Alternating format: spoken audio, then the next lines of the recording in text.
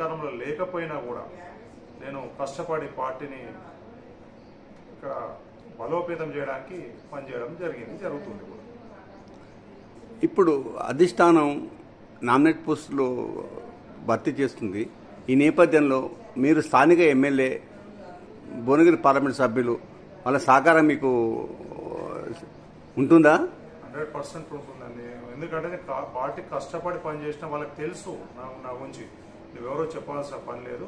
నాకు already market committee chairman కోసం లెటర్లు కూడా ఇవ్వడం జరిగింది. ఎమ్మెల్యే గారు, ఎంపీ గారు ఇద్దరు లెటర్లు కూడా ఇవ్వడం జరిగింది.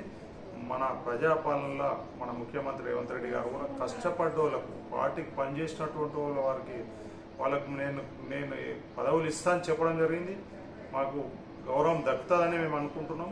ఆయన కూడా మా సేవలను గుర్తించి పార్టీకి మేము చేసినటువంటి పనిని, మేము ఏదైతే పార్టీ సభ్యత్వ నమోదు కానీ ఇంటింటికి గడప గడపకు కాంగ్రెస్ పార్టీ జెండాను తీసుకుపోవడానికి, మా కాంగ్రెస్ పార్టీ అధికారంలోకి వచ్చినాక మేము ఏం చేస్తామని చెప్పి అటువంటి కొన్ని స్కీమ్స్ అని ఏమున్నా కూడా ప్రజలకు తీసుకుపోవడానికి మేము మా వంతు మేమేం చేసాం అనేది వాళ్ళకు అధిష్టానానికి కూడా తెలుసు.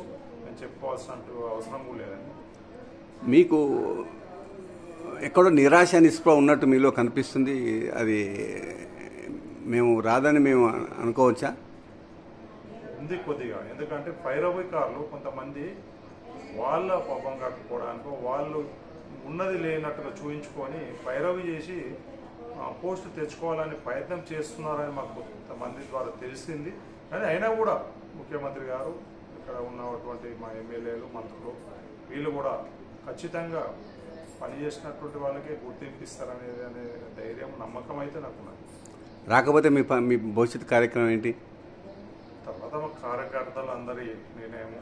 మేము ఏంటంటే మేము ఒక్కనే కాదు, పార్టీ నాదే కాదు. మనం పార్టీ ఒక కుటుంబం.